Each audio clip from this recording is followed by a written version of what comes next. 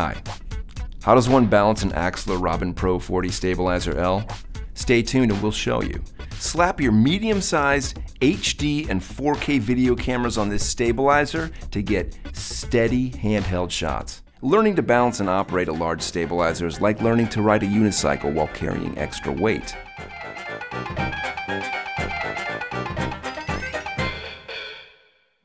It's a skill.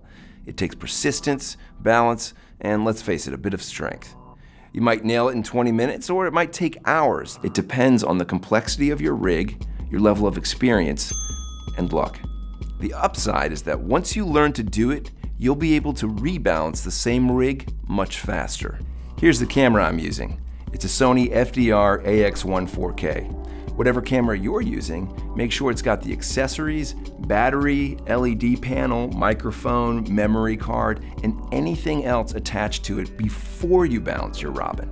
Remember, anything you add on to the camera after you've balanced it will throw off all the hard work you've done. So make absolutely sure you're not forgetting an accessory, cable, etc.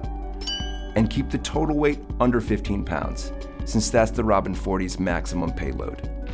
Our general principle with balancing a stabilizer is that small adjustments have large effects. First, we'll make rough adjustments to get the camera centered and in place. Then, we'll fine-tune using small adjustments. We'll cycle through all of the adjustments, likely at least a few times, to achieve balance using the smallest tweaks possible. The stabilizer comes with a handy carrying case. Use your quick start guide for reference. Don't chuck it. 1. Erect a balancing stand to mount the stabilizer on. This one is an Impact LS96 HAB air-cushioned heavy-duty light stand. Use sandbags to anchor it and prevent tipping. We recommend getting an offset bracket or arm so the stabilizer's base won't bump into the stand. At least 12 inches should do it. We've got an Avenger F600 baby offset arm. 2. Mount the handle of the Robin Pro 40 on the docking bracket. Make sure it sits properly. To begin with, screw on the full bar of weights in the fore and aft directions, then attach just a single weight segment on the left and right positions, like this. Here's an alignment tip. Before you mount the camera, eyeball the alignment of the sled and the base of the unit. It's probably aligned. If it looks good, don't futz with it. However, if they are askew, lightly twist the base while holding the gimbal or top part of the column until it's aligned. And before you do that, you want to unlock this lock. So you hold it up, you look down the column, this looks good. However, if I loosen it, there's a little bit of play. There, it's misaligned. So I'll lightly twist it, tighten the lock, good to go. 3. Screw the plate onto the camera so it is ready to be mounted onto the Robin. Now it's time to mount the camera on the 40 and center it by eyeballing its position. Slide the camera and the quick release assembly into the sled. You should hear the locking pin click into place.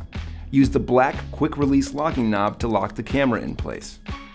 Take note, the knob has a ratchet style handle. It's on the left when you're holding the unit like you would operate it, with the bubble level at the rear facing you.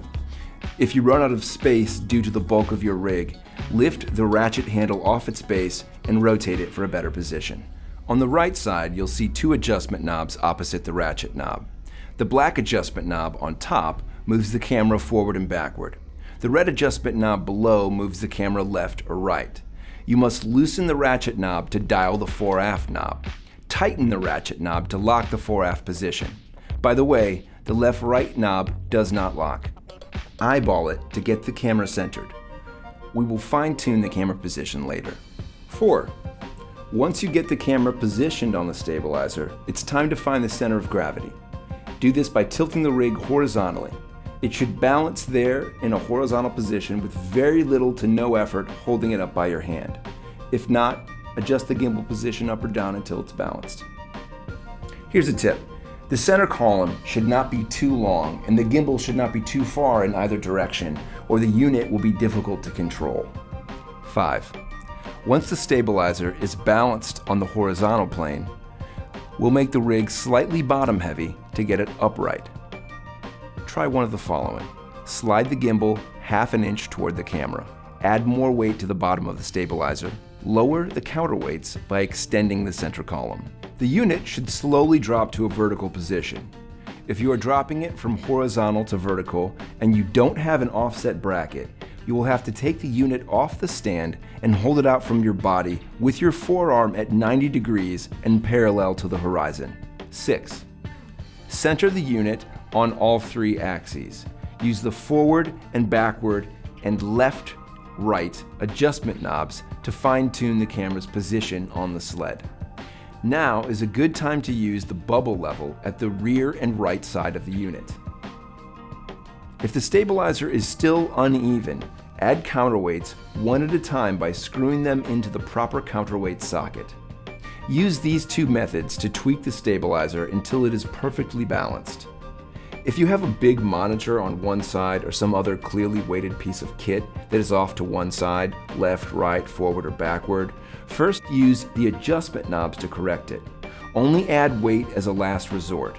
The trick is to move the camera in the opposite direction it is leaning. If you're still struggling to correct it after using the adjustment knobs, try adding a segment to the counterweight in the opposite direction the camera is leaning. The counterweight rods have 5 segments. The base segment that screws into the robin is the largest. Each subsequent segment is slightly smaller and lighter. You can add them on in a different order though. You can start with the base segment plus the smallest segment. Build up incrementally, adding the smallest amount of weight to do the job. 7. Once the unit is perfectly upright and balanced on all 3 axes, lift the weighted end of the stabilizer to its horizontal position, then let it go. It should take approximately 2 to 3 seconds for the unit to drop to the vertical position. Let's try it out. 1, 2, 3. I call that 2 seconds. If the stabilizer drops too fast, move the gimbal down or retract the center column. If the stabilizer drops too slowly, move the gimbal up or extend the center column. Make the next adjustment and check your balance. Then repeat the drop test. 8. Continue to tweak the unit until it drops 90 degrees in 2 to 3 seconds without spinning out of control. You may notice that the camera spins or rotates off axis. First, tilt the unit up and double check the alignment as per the alignment tip in step 2. If it still lists, that means the fore-aft or left-right balance is slightly off. Tweak as before. After you've achieved an acceptable drop time, remove it from the balancing stand and repeatedly shift it side to side, back and forth, and up and down. The stabilizer should remain level no matter what direction you move it. Keep your wrist straight and your forearm parallel to the ground. If it swings out of alignment again, return it to the balancing stand and readjust it. 9. Wrapping up. You will likely take up to an hour or more to fine-tune this the first time you do it. And even then, you want to set aside time to practice operating it after you've balanced it. We recommend balancing it on a day well before shooting. That allows you to conduct a test shoot. If you haven't operated a stabilizer before, you will benefit from doing versions or test versions of your shots. Try to achieve smoothness and style that's similar to the camera work that you'll want on your shoot day. Practice rebalancing if you have time, since you may need to make tweaks during production. And remember, your first time balancing and then operating a weighted stabilizer requires learning 2 new skills, not just quickly dialing in some settings. But the more you do it, the faster you'll become at balancing. So, you've balanced your rig. Well done. Take a photo of it. #AxlerRigPic. Instagram it, tweet it, firestorm social media with it. No matter how crazy the rig, we want to see it. But don't forget to measure the settings. Make note of how you set it up and use a wax pencil to mark where you have it positioned.